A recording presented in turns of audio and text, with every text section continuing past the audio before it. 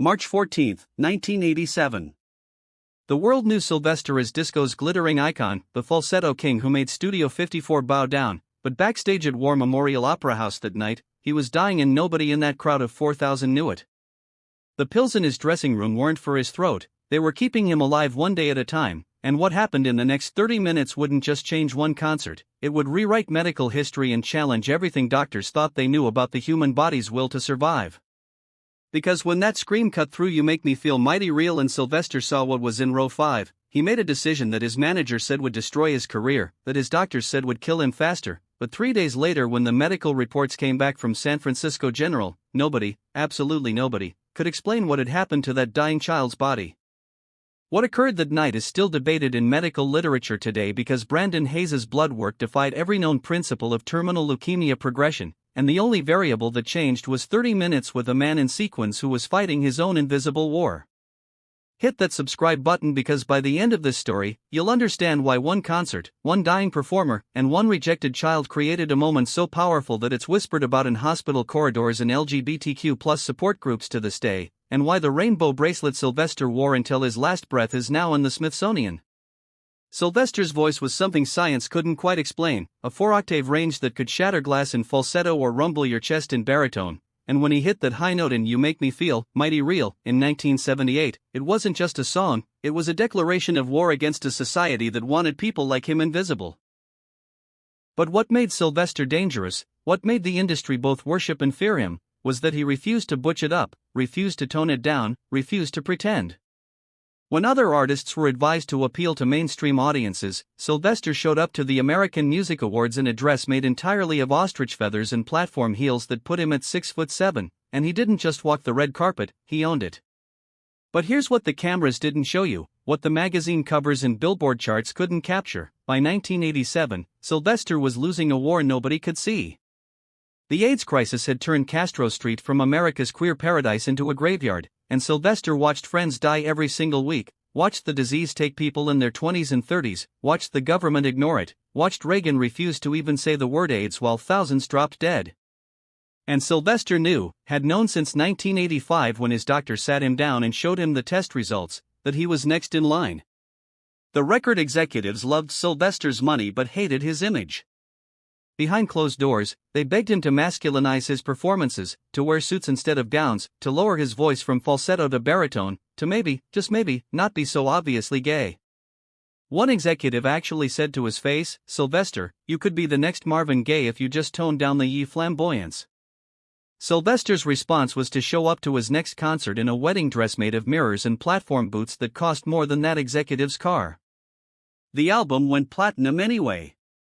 But the industry's rejection created a wound that never quite healed. Sylvester poured everything into his performances because the stage was the only place where he controlled the narrative, where he could be himself without compromise, where 4,000 people screaming your name drowned out every voice that ever told you that you weren't enough. His relationship with the spotlight was complicated, he needed it like oxygen, but it was slowly suffocating him at the same time. But backstage, 30 minutes before showtime, Sylvester's body betrayed him. A coughing fit so violent that his makeup artist thought he was choking, blood on the tissue he tried to hide, shaking hands that couldn't hold the microphone steady. His doctor, who'd flown in just to monitor him during the performance, took one look and said, "Sylvester, you need to cancel. Your body can't handle this." Tim McKenna, his manager, was already calling the venue to make the announcement. 4,000 ticket holders were about to be devastated. Sylvester looked at himself in the mirror, at the costume that took hours to assemble, at the glitter and sequins and defiance, and he said 5 words that would define that night: "I'm not dying in hiding." He walked to that stage knowing it might be his last performance, knowing every breath was a negotiation with his failing body, knowing that somewhere in that crowd were people fighting the same invisible war he was, and they needed to see him standing, sparkling, singing. They needed hope more than he needed rest. But between songs, in those brief moments when the lights dimmed and Sylvester caught his breath, those close to the stage could see the cracks in the performance. The way he leaned on the microphone stand just a little too long, the subtle grimace when he moved too fast, the sheen of sweat that was less about exertion and more about fever. His pianist, who'd been with him for 8 years, later said that night he played quieter than usual because he was terrified that if the music got too loud, he wouldn't hear Sylvester collapse. What nobody in that audience knew, what couldn't be captured on bootleg recordings or in newspaper reviews, was that Sylvester was performing through agony. Every high note felt like his lungs were tearing, every dance move sent pain shooting through joints that were inflamed from medication side effects, every smile was a conscious decision to not show fear. But he did it because somewhere in row 5, someone needed to see that you could be dying and still be magnificent, still be powerful, still be real. Harvey Milk, the groundbreaking politician and gay rights activist who was assassinated in 1978, had told Sylvester something years before that haunted him.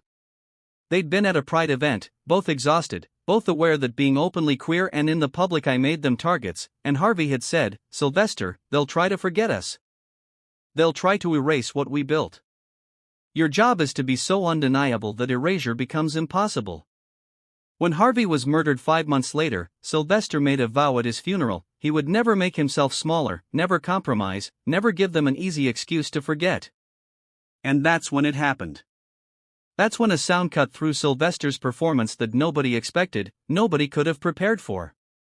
A scream. Not the ecstatic scream of a fan, but the raw, desperate scream of a mother who had nothing left to lose. Row 5, slightly left of center. A woman was standing, holding something in her arms, and that scream carried 6 months of hospital visits, countless doctor appointments, sleepless nights, and the kind of grief that comes from watching your child die in slow motion. Sylvester stopped mid-note. The band, confused, kept playing for another measure before trailing off into silence.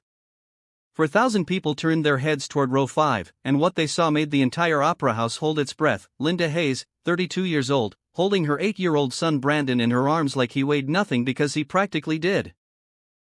The child was bald from chemotherapy, his skin had the translucent quality of the very sick, and he was wearing a homemade Sylvester t-shirt that hung off his skeletal frame like a tent. Sylvester walked to the edge of the stage, hand shielding his eyes from the spotlights, trying to see clearly. His voice, amplified by the microphone, echoed through the silent hall. "Ma'am, what did you say?" Linda's voice cracked, but she forced the words out loud enough for the whole venue to hear. "This is my son Brandon. He's 8 years old and he's dying. The doctors said days, maybe just days. He only wanted to see you because your music taught him it's beautiful to be different." The silence that followed was the kind you feel in your chest, oppressive and sacred at the same time. Sylvester stood there, the 6'7" glittering icon, staring down at a dying child who'd come to see him, and something shifted in his face. The performer's mask cracked just slightly, and for a moment, everyone in that room saw not Sylvester the Disco Queen but Sylvester James Jr., the boy from Watts who'd been bullied for being different, who'd been rejected by family, who knew exactly what it felt like to be told you were wrong just for existing. But here's what nobody in that audience knew yet, what wouldn't become clear until 3 days later when medical reports started circulating. Brandon Hayes wasn't just sick, he was days away from death according to every medical prediction, and what was about to happen in the next 30 minutes would create a case study that doctors still argue about today. Because sometimes, just sometimes, the human body responds to things that can't be measured in blood tests or quantified in clinical trials. Sometimes love is medicine. Brandon Hayes was fighting 2 wars, and at 8 years old, he was losing both. The leukemia diagnosis had come 6 months earlier, and the cancer was aggressive, resistant to chemotherapy, spreading faster than treatments could contain it. But the other war, the one against a world that told him he was wrong for being sensitive, for loving art instead of sports, for crying at movies and drawing flowers and wanting to wear his mother's scarves, that war had been going on his entire short life. Brandon's father had left when he learned his son was different, and Linda became a single mother fighting on every front. When the school rejected Brandon, she became his world. Last week, Dr. Morrison had said, days, maybe a week at most. That night, Linda found Brandon listening to Mighty Real on repeat and asked, "Baby, one wish?" Brandon whispered, "I want to see Sylvester. He makes me feel like being different makes you strong." Linda fought for tickets. For hours before the show, a miracle happened: 2 return seats, row 5. When they arrived, Brandon could barely walk, but when he saw the stage, something sparked. "Mama, I made it. I'm really here." When Sylvester saw Brandon Hayes in row 5, something happened that longtime band members said they'd never witnessed before and never saw again. Sylvester turned to his band and said 2 words, "We're stopping." Not pausing, stopping. He walked off stage mid-performance, and 4,000 people sat in confused silence wondering if the concert was over. Backstage, he found Tim McKenna, his manager, and said, "Get that family backstage. Right now. I don't care what it takes." Tim started to protest, started to explain about show flow and timing and the fact that Sylvester was already pushing his body past safe limits, but Sylvester cut him off with a look that could have melted steel. "Tim, that child is dying. He came here to see me. I am not, I will absolutely not, let him watch from row 5 like he doesn't matter. Get him backstage or I'm walking out and this show is over." Tim made the call. Backstage, Sylvester kneeled to Brandon's eye level. "Hi Brandon. Your mom told me you like my music. I listen to Mighty Real every night. It helps me not be scared. It reminds me that being different is beautiful." Sylvester's throat tightened. 40 years of being told he was too much, and this dying 8-year-old understood. "Can I tell you a secret? When you're yourself, really yourself, that's when you're most powerful. And Brandon, you're already powerful. But the kids say I'm weird. That I'm sick because I'm bad. Baby, you're not weird. You're magical. The world needs special people like you. But I'm scared. Scared of dying, scared nobody will remember me." Sylvester pulled him close. "Courage is being scared and still showing up. And you showed up tonight. That's the bravest thing I've ever seen." Then Sylvester did something that his doctor would later call medically insane. "Brandon, I want you to finish the show with me. I want those people to see how strong you are." Brandon hesitated. "But I look sick. I don't have hair. And you're beautiful because you're real." Sylvester wrapped his rainbow silk scarf around Brandon's shoulders. "This is for you." When Sylvester walked back onto that stage carrying Brandon Hayes, the rainbow scarf wrapped around the child's frail shoulders, 4,000 people erupted in applause that was part joy, part heartbreak, part recognition of something sacred. "Ladies, gentlemen, and all you magnificent souls in between, I want you to meet my friend Brandon Hayes. He's 8 years old and fighting battles no child should fight. Brandon came here because my music makes him feel that being different is beautiful. Tonight, Brandon is going to help me finish this show and show all of us what it really means to be mighty real." Sylvester sat at the piano with Brandon in his lap. "Brandon, help me sing this song, okay?" And together they began "You Make Me Feel Mighty Real." Brandon's small voice was barely audible, but Sylvester's falsetto carried him, supported him, elevated him. Then 4,000 people began singing along, softly, respectfully, transforming the disco anthem into a gentle affirmation for a dying child. Every voice saying, "You are seen, you matter, you are loved." Tears streamed everywhere.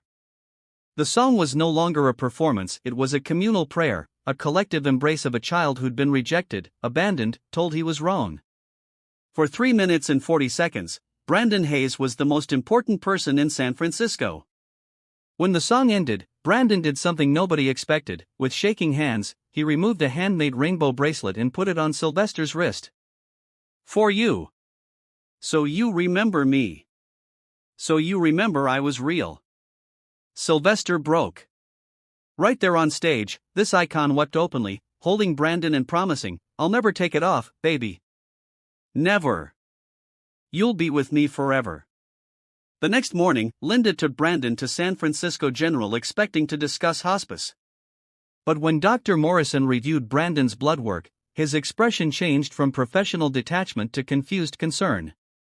He ran the tests again. Then a third time. Then called in 2 other oncologists.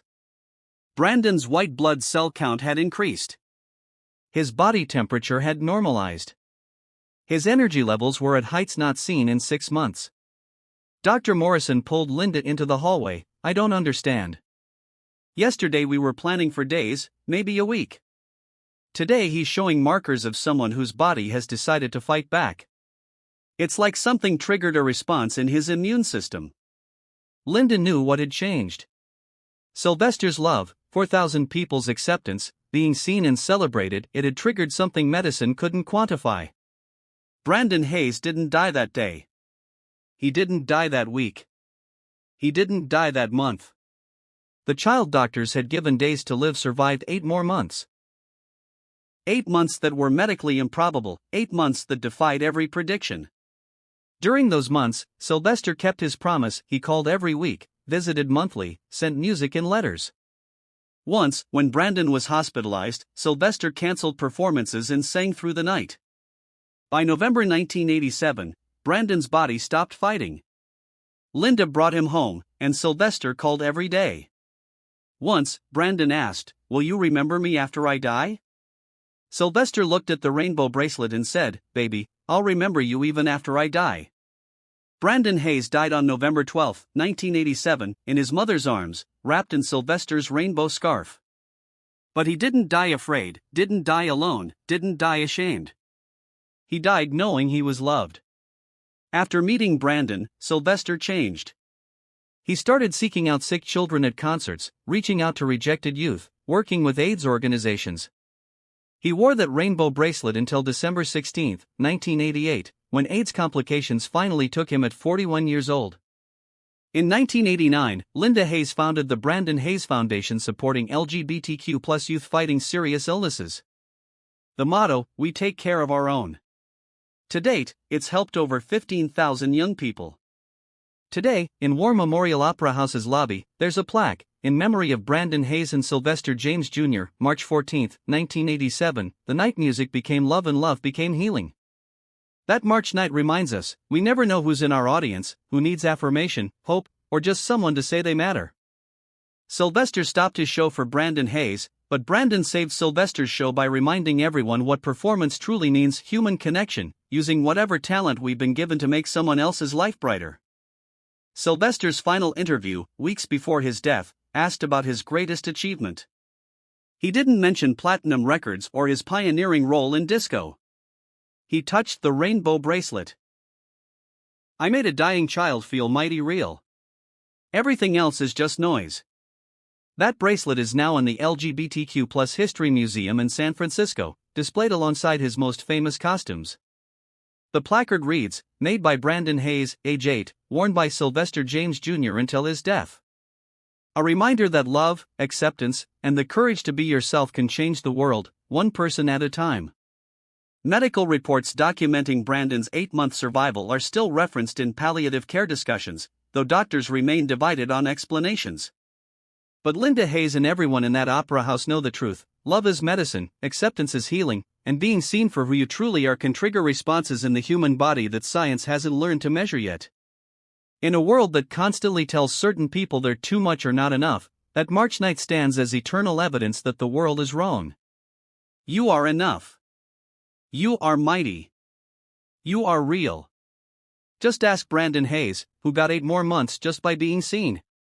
Just ask Sylvester James Jr., who found his purpose by giving a dying child permission to be himself.